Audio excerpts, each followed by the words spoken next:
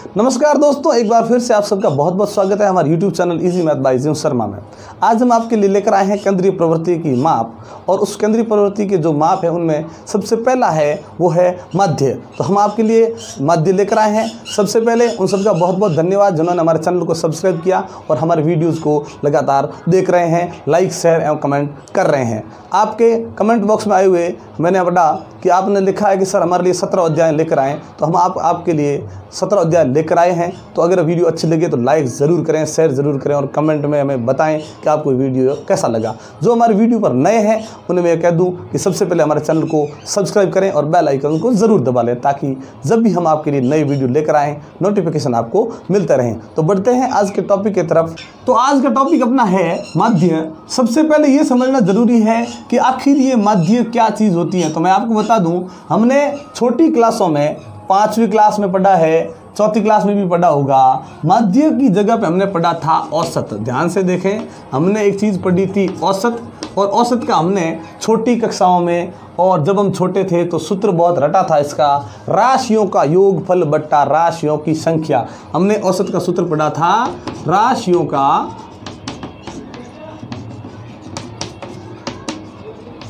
योगफल बट्टा राशियों की संख्या। तो देखिए अब इसमें कुछ भी चेंजेस नहीं है, थोड़ा सा भी चेंजेस नहीं है। ध्यान से देखें, इसको थोड़ा समझने की ज़रूरत है। जो मध्य है वो औसत ही होता है, और यही अपना तरीका होता है, यही सूत्र होता है। सिर्फ इस सूत्र को है वो अलग रूप में दर्शाया जाता है, बाकी यही है, राशियों का योगफल बट्टा राशियों की संख्या। तो बढ़ते हैं पहले प्रश्न की तरफ। जैसे प्रश्न है, मध्य को समांतर मध्य भी कहते हैं, और छोटी क्लासों में हम इसे औसत पढ़ते थे। ध्यान से देखें, समांतर मध्य भी कहते थे।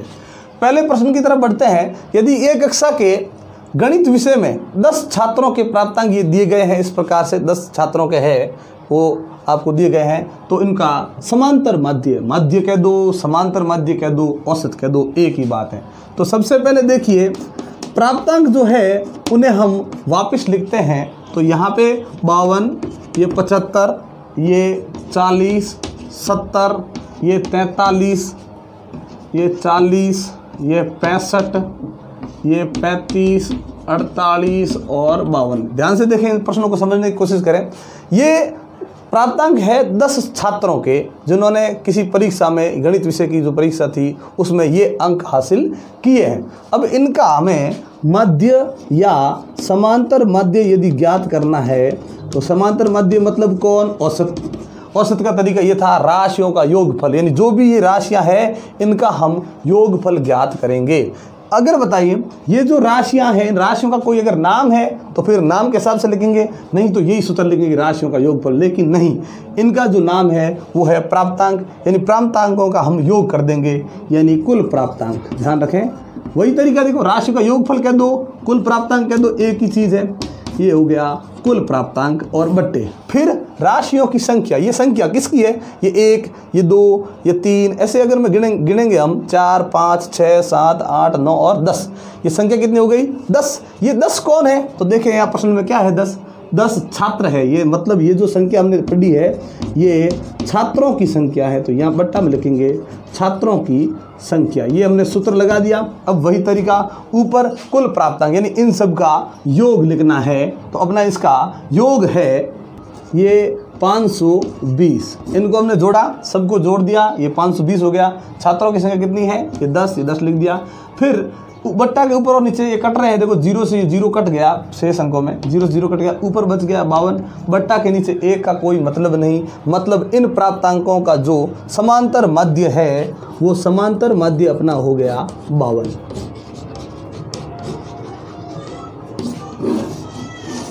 दूसरा प्रश्न है कि यदि 3, 4, 8, 5, x 3 और 2 और 1 अंकों का, इन अंकों का समांतर मध्य 4 हो तो x का मान ज्ञात कीजिए। मतलब अब हमारे पास ये जो अंक दिए गए हैं उन अंकों में हमने क्या देखा कि एक ऐसा अंक है जिसका मान हमें पता ही नहीं है। लेकिन उन अंकों का समांतर माध्य हमें करने की ज़रूरत नहीं है। समांतर माध्य प्रश्न में पहले से दे रखा है, समांतर माध्य प्रश्न में कर दिया गया है, हमें समांतर माध्य करना नहीं है। लेकिन अब देखिए, समांतर माध्य अगर कर रखा है तो अब हम क्या करें, हमें इस x का मान निकालना है। तो मैंने आपको कुछ पहले वीडियो दिए थे, मैंने एक प्रश्नावली करवाई थी, उसमें मैंने आपको ये बताया था कि जब भी, जैसे समांतर श्रेणी पढ़ी थी हमने 5वां अध्याय, उसमें मैंने आपको ये बताया था कि जब भी किसी प्रश्न में उस सूत्र से संबंधित कोई मान अगर प्रश्न में दे दिया है, जो सूत्र है उसी का मान अगर दे रखा है, तो हमें उसी सूत्र को आगे लगाकर वही काम करना है। ध्यान रखें,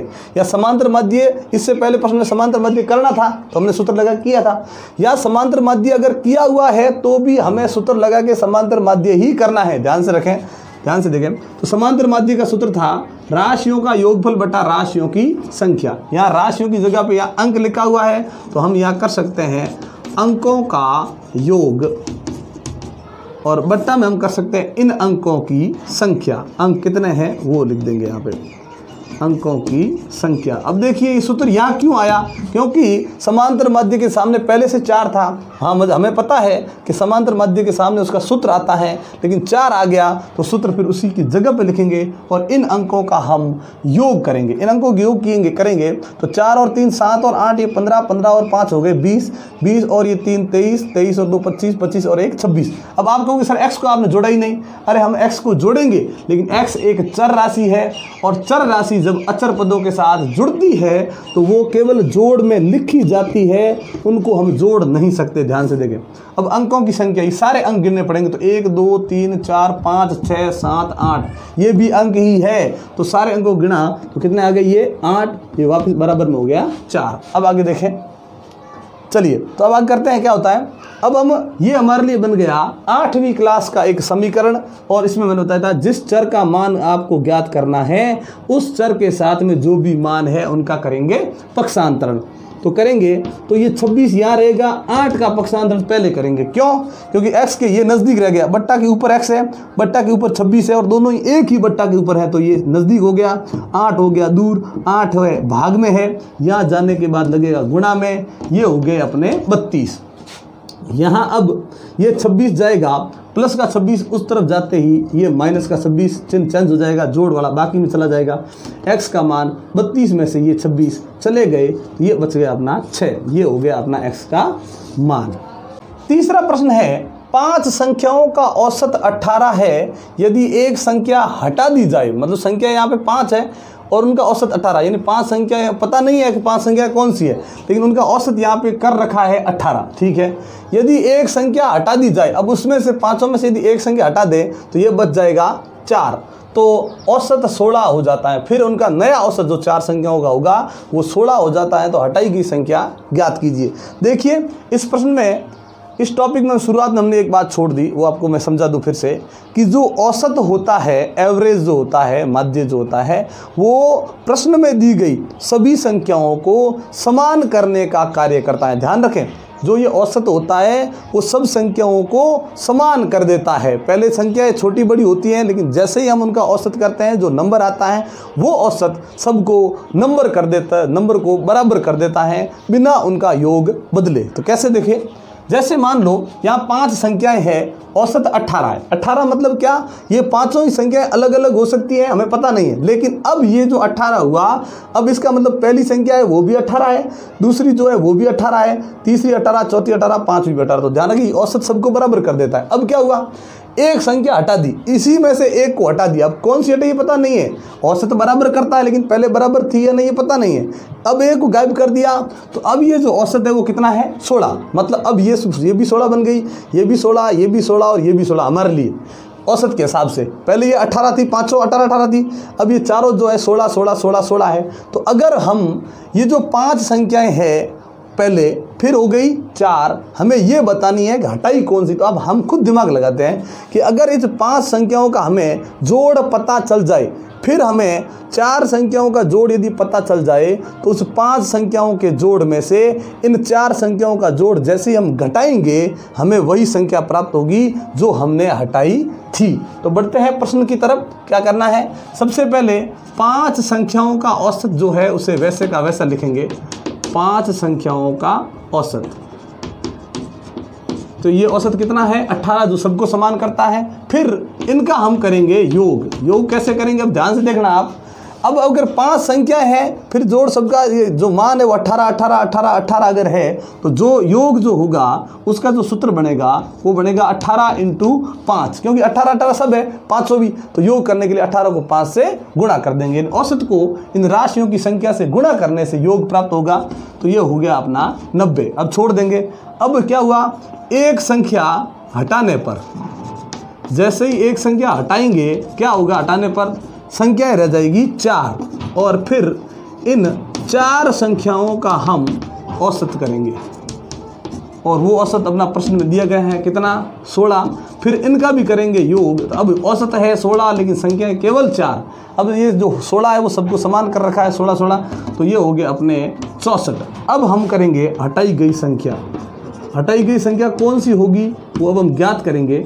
तो हटाई गई संख्या ये होगी कि जो 5 का जोड़ है उनमें से यदि पीछे बची 4 का जोड़ यदि घटा दिया जाए तो हमें ये हटाई गई संख्या अपने आप प्राप्त हो जाएगी। तो हटाई गई संख्या अपनी प्राप्त हो गई 26। 90 में से 64 घटा दिए, ये रह गए अपने 26। तो यही है हटाई गई संख्या।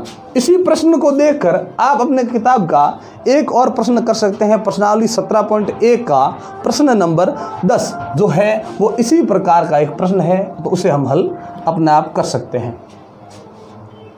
चौथा प्रश्न है कि 13 संख्याओं का मध्य 24 है। मैंने बताया मध्य सबको बराबर कर देता है। संख्याएं 13 है, वो 13 संख्याएं क्या है वो हमें पता नहीं, लेकिन अब उनका मध्य 24, मतलब अब हमें 13 संख्याएं पता है। मतलब पहली भी 24 है, दूसरी भी 24 है और 13 की 13 जो संख्याएं वो सब है 24 24 24, सब 24 है। ध्यान रखें क्योंकि औसत या मध्य जो होता है वो सबको बराबर कर देता है। तो 13 की 13 संख्या है वो समान हो गई 24 24 24।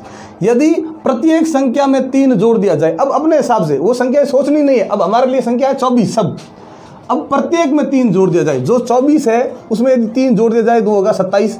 फिर 24 उसमें ये 3 जोड़ दिया जाए, क्योंकि लिखा हुआ है प्रत्येक संख्या में 3 जोड़ दिया जाए। सब में अगर मैं 3 जोड़ दूं तो अब हमें क्या होगा, वो 13 की 13 जो भी संख्याएं हैं अब वो बनेगी 27 27 27 27, जो भी है सब 27 बनेगा। तो अब सोचिए तो नया माध्य क्या होगा। तो मैंने बताया कि जो संख्याओं को समान कर देता है वही माध्य होता है। तो अब देखिए, अब नया जो आया वो 27 27 आया, तो नया माध्य भी क्या होगा 27। तो इस प्रश्न को हमें ज़्यादा कराने की ज़रूरत नहीं है, लेकिन मैं आपको थोड़ा समझा दूं कि यहाँ पे मैंने जैसे 3 जोड़ दिया, लेकिन यहाँ पे कुछ घटाने के लिए दिया जा सकता है, गुणा करने के लिए दिया जा सकता है, भाग करने के लिए भी दिया जा सकता है। तो जब किसी प्रश्न में इस प्रकार से संख्याओं का पता ना हो, 13 संख्या की जरूरत नहीं है, संख्या कितनी भी हो सकती है। ये भी हो सकता है कुछ संख्याओं का माध्य या 20 संख्याओं का माध्य, 25 संख्याओं का माध्य। माध्य सबको बराबर कर देता है। फिर यदि उसी माध्य में कुछ जोड़ दिया जाए, घटा दिया जाए, गुणा कर दिया जाए, भाग कर दिया जाए सभी एक ही संख्या से, तो फिर जैसे ही वो काम करेंगे और हमें जो नई संख्या प्राप्त होगी वही हमारा नया माध्य बन जाएगा। जैसे देखो 3 जोड़ने से ये 27 बना, तो 13 की 13 संख्या सब 27 27 27 सब समान है, तो इसलिए नया माध्य हो गया 27। यदि यहाँ पे 3 ऐसा होता है कि 4 घटा दिया जाए, मन से लेते हैं, तो 24 में 4 घटा दी क्या बचे 20, तो सब बनेंगे 20 20 20, क्योंकि सब में से 4 घटाएंगे तो नया माध्य भी 20 होगा। यदि गुणा की बात आ जाए कि 2 से गुणा कर दिया जाए, 24 को 2 से गुणा किया 48, अब सबको 2 से गुणा करेंगे तो 48 48 48, तो नया माध्य मिल जाएगा हमें 48। यदि भाग की बात हो जाए कि इसमें 6 का, प्रत्येक संख्या में 6 का भाग दिया जाए, तो 6 का भाग दिया या 24 में 4 बचा, तो सब में देंगे तो 4 4 4 4, तो नया माध्य हो जाएगा 4। तो इस प्रकार से ये प्रश्न बहुत ही ईजी है, करने की कोशिश करें। और बढ़ते हैं अगले प्रश्नों की तरफ। अगला प्रश्न है जिसमें हमें एक सारणी दी गई है और वही प्रश्न है माध्य ज्ञात कीजिए। अब इन सारणी वाले प्रश्नों में माध्य कैसे ज्ञात करते हैं, इसमें माध्य किसका ज्ञात करना है वो ध्यान से देखें। तो जब भी सारणी इस प्रकार से आए, यहाँ पे ये xi लिखा हुआ है, x लिखा हुआ है, या यहाँ पे कुछ और भी लिखा हुआ हो सकता है, या f लिखा हुआ है। तो अब इन दोनों को पहले समझना बहुत जरूरी है कि x क्या चीज़ है, f क्या चीज़ है। इससे पहले हमने जो पढ़ा था पहला प्रश्न, उसमें हमें 10 छात्रों के प्राप्तांक दिए गए थे और वो जो मान दिए हुए थे वही अपना यहाँ पे x है, जो वहाँ मान था वो x है। ध्यान रखें, ये 2 3 वही प्राप्तांकों की तरह ये अंक दिए हुए हैं और इन्हीं का हमें मध्य ज्ञात करना है। ये पहली चीज़। दूसरी तो कि सर ये f क्या है? अब f क्या है मैं बता दूं, अगर ये प्रश्न सारणी में नहीं होता और उस प्रकार से पहले प्रश्न की तरह यदि दिया हुआ होता तो ये प्रश्न थोड़ा बड़ा हो जाता। उसे सरल तरीके से दर्शाने के लिए, छोटे तरीके में दर्शाने के लिए सारणी का निर्माण हुआ है। प्रश्न अलग नहीं है, वो पहला जो प्रश्न था और ये जो प्रश्न है दोनों ही सेम है। अब कैसे सेम है, कैसे समान है, वो मैं आपको समझा देता हूँ। यहाँ ये जो नंबर दिया हुआ है, पहला नंबर है 2, जैसे वहाँ प्राप्तांक थे वैसे 2 नंबर है, पहले से 2 है, दूसरा 3 है, फिर 4 5 इस तरह से दिया हुआ है। ये जो 2 है ये f क्या बताता है कि इस प्रश्न के अंदर ये जो संख्या जो 2 है वो 2 3 बार है। ध्यान रखें, ये f को बारंबारता या आवृत्ति कहते हैं। ये आवृत्ति दर्शाती है, ये इस प्रश्न की कोई संख्या नहीं है, ये आवृत्ति बताती है। आवृत्ति मतलब ये जो प्रश्न में जो इस प्रकार से सारणी वाला नहीं और खुला यदि प्रश्न होता तो ये जो 2 है इसको 3 बार लिखा जाता, इस तरह से 2 को 3 बार लिखा जाता। फिर ये जो 3 है इसे 5 बार 3 को लिखा जाता, 3 फिर 3 फिर 3, इस प्रकार से 5 बार लिखते। फिर उसी प्रकार 4 को फिर 5 बार लिखते, फिर इस 5 को 7 बार लिखते, 6 को 9 बार, 7 को 2 बार, 8 को 1 बार। तो ये प्रश्न जो बनता वो थोड़ा साइज में बड़ा हो जाता और इस प्रश्न को शॉर्ट करने के लिए, छोटा करने के लिए इसे सारणी के रूप में दर्शाया जाता है। मतलब पहले भी इन्हीं संख्याओं का औसत या मध्य निकलता था और अब भी इन्हीं संख्याओं का मध्य निकलेगा और सूत्र वही, राशियों का योग बट्टा राशियों की संख्या। तो कैसे करते हैं, बढ़ते हैं अपने प्रश्न की तरफ। तो सबसे पहले हमें ज़रूरत है राशियों का योग करने की। अब योग करेंगे तो यदि मैं 2 को यदि 3 में जोड़ दूं तो 2 और 3 ये 5 हो जाएगा। लेकिन ये जो प्रश्न हमें दिख रहा है उसमें 2 जोड़ना है एक बार नहीं, 2 को एक बार नहीं जोड़ना है, 2 को एक बार जोड़ दिया, 3 को एक बार जोड़ दिया, 4 को एक बार जोड़ दिया, नहीं, हमें 2 को 3 बार जोड़ना है, फिर इस 3 को 5 बार जोड़ना है। इसलिए हम क्या करेंगे, पहले इनकी आपस में जोड़ करने से पहले ऐसा काम करो कि ये जो संख्या है वो आखिर कितनी बार है पहले उनको जोड़ दो। इस 3 जो भी जितनी बार उससे भी जोड़ देंगे। तो ये 2 है वो 3 बार है, तो 2 को 3 बार लिखेंगे, 2 फिर 2 फिर 2। अब ये जोड़ेंगे तो यहाँ पे जोड़ कितना हो जाएगा, 6 हो जाएगा। अगर मैं 2 को सीधा जोड़ूंगा तो केवल 2 ही जुड़ेगा, जबकि 2 को 3 बार जोड़ना है। इसलिए सारणी को थोड़ा बढ़ाएंगे और क्या करेंगे, पहले ये जो अलग अलग जो संख्याएं अपनी बार बार दी गई है उनको पहले जोड़ देंगे। तो हम इस 2 को 3 बार लिखकर जोड़ेंगे, ये 6 आ गया। 3 को 5 बार लिखकर यदि मैं 3 को जोड़ूंगा तो ये हो जाएगा 15। अब देखिए हम तो जोड़ कर रहे हैं लेकिन हमें ऐसा यहाँ लग रहा है कि 2 को 3 से गुणा हो गया। वास्तव में इस 2 को 3 बार लिखकर हम जोड़ेंगे, लेकिन यहाँ पे 2 का 3 से गुणा हो गया तो ये हो गया अपना 6। तो अब सोचिए 2 को 3 से गुणा किया, वास्तव में हमें गुणा की कोई मतलब नहीं है, गुणा का ध्यान नहीं रखना है हमें तो ये देखना है कि 2 को 3 बार लिखकर जोड़ना है, फिर 2 फिर 2 फिर 2 ऐसे। अब देखिए 4 को 5 बार लिखे, फिर 4 और 4 8, 4 12, 4 16 और 4 20। तो इस प्रकार से डायरेक्ट देखा, लेकिन हमें यहाँ पता चल गया कि यहाँ गुणा ही करना है, जोड़ है लेकिन गुणा ही करना है। सब संख्याओं को अलग अलग जोड़ना है, उनके लिए हमने गुणा कर दिया। तो इसी गुणा को यहाँ दर्शाना भी पड़ेगा, जैसे इसको दर्शाया x से, इसको दर्शाया f से, प्रश्न में दर्शाया गया है। इसको कैसे दर्शाएंगे कि सर 2 और 3 का गुणा हो गया, मतलब 2 की संख्या किसकी थी, x की, ये 3 किसकी है, f की, दोनों का गुणा हो गया तो यहाँ गुणा बन गया fx। ध्यान रखें f और x का गुणा, बीच में चिन्ह लगाने की जरूरत नहीं।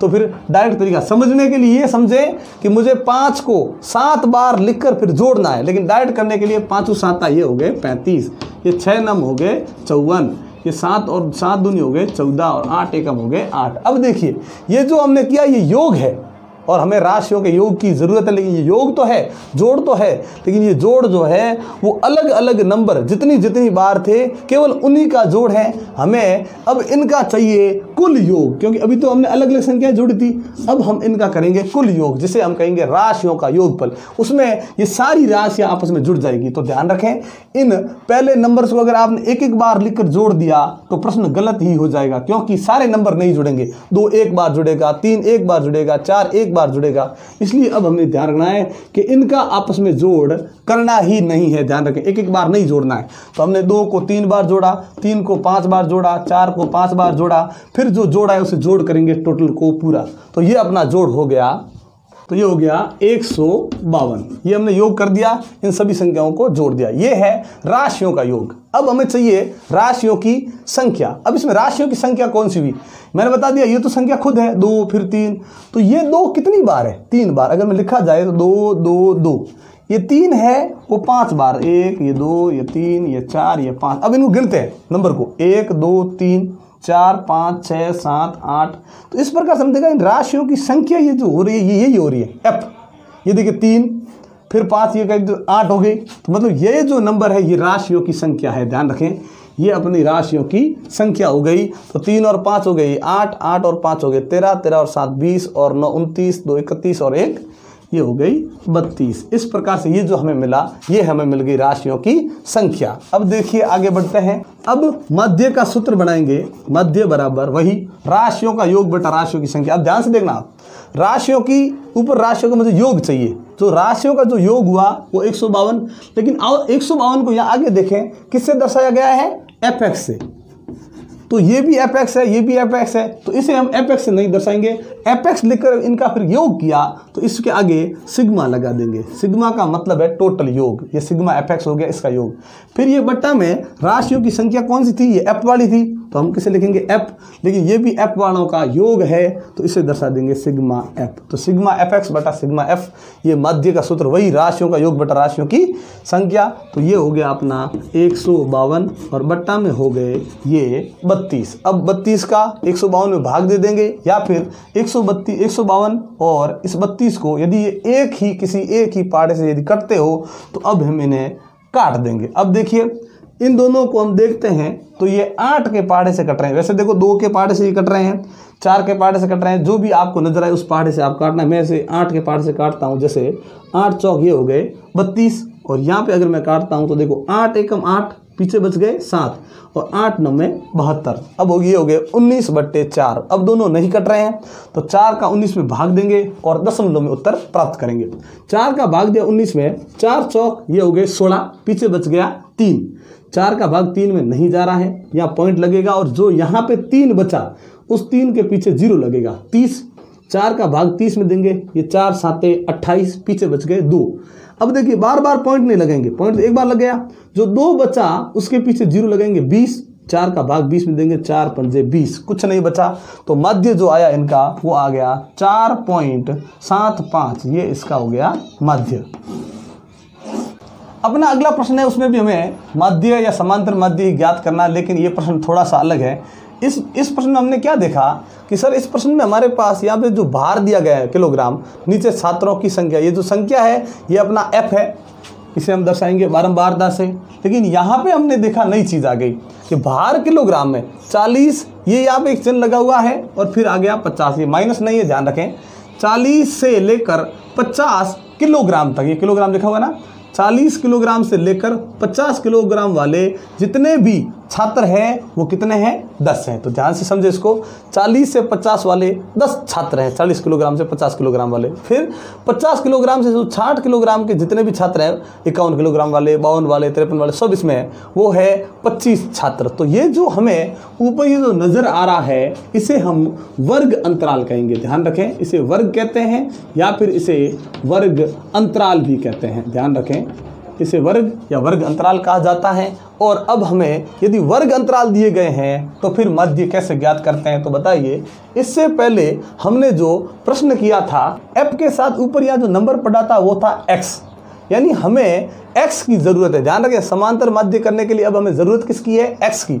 ये हमें भार जो दिया गया है वो वर्ग अंतराल में दिया गया है और हमें वर्ग अंतराल की ज़रूरत नहीं है, हमें यहाँ ज़रूरत पहले पड़ेगी x की, क्योंकि इससे पहले हमने जो सारणी में प्रश्न किया था वहाँ पे सबसे पहले हमें संख्या की ही ज़रूरत थी। ये तो छात्रों की जो संख्या ये दर्शाती है 10, यानी यहाँ जो नंबर है वो 10 बार है, यहाँ की ये जो बारंबारता 10 है, लेकिन यहाँ नंबर ही नहीं है हमारे पास। तो सबसे पहले हम x ज्ञात करेंगे। अब कैसे करेंगे, x का मान देखिए कैसे करते हैं, ध्यान रखें। जो ये वर्ग अंतराल है उन वर्ग अंतरालों में कुछ नहीं करना है, ऊपरी निम्न सीमा, इसे निम्न सीमा कहते हैं। वर्ग अंतराल में छोटी संख्या है उसे निम्न सीमा और जो बड़ी संख्या उसे ऊपरी सीमा या उच्च सीमा कहते हैं। इन दोनों को जोड़कर आधा करना है। 40 और 50 को जोड़ दिया 90 और 90 का आधा होता है 45। ये इस प्रकार से करना है। देखिए वैसे इसको करने का कई तरीके हैं। एक ये तरीका हो गया, एक ये तरीका होता है कि इन दोनों के ठीक बीच वाला नंबर जो होगा वही लिखना है, तो वही चीज़ है, कोई दिक्कत नहीं। आगे 50 और 60 को जोड़ दिया 110, 110 का आधा अगर हम करते हैं तो ये हो गए 55।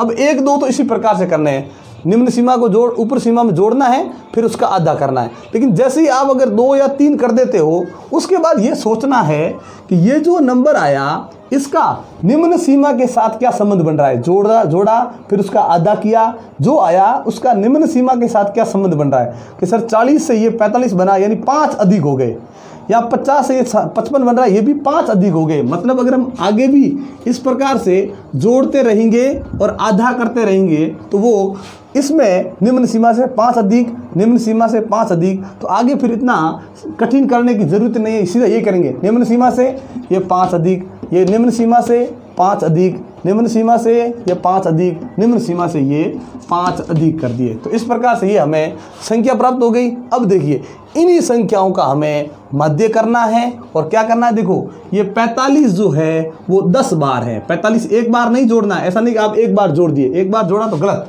45 को हमें 10 बार लिखकर जोड़ना है, 55 को हमें 25 बार लिखकर जोड़ना है, 65 को हमें 28 बार लिखकर जोड़ना है। तो लिखकर इस प्रकार से हम जोड़ेंगे, उसे हम दर्शाएंगे कैसे। 45 को 10 बार, 45 को 10 बार, यानी ये बनेगा fx, ये x है 45, f कौन हुआ 10, 45 को 10 बार गुणा कर देंगे इसको।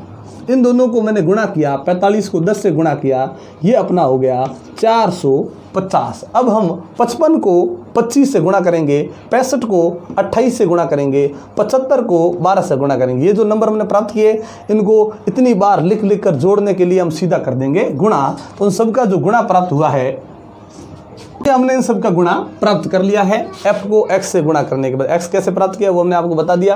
फिर f को x से गुणा करेंगे, क्योंकि x जो नंबर है इन्हीं नंबर का हमें माध्य ज्ञात करना है। तो इन नंबर को जोड़ने के लिए अगर एक एक बार जोड़ दिया तो गलत, इसलिए इनको गुणा किया 10 बार। 45 को 10 बार जोड़ने के लिए 450 इनको गुणा कर दिया।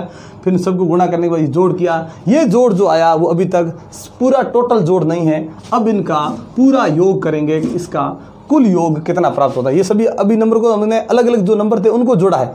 अब इन सारे नंबर्स को आपस में जोड़ेंगे तो हमें योग प्राप्त हुआ।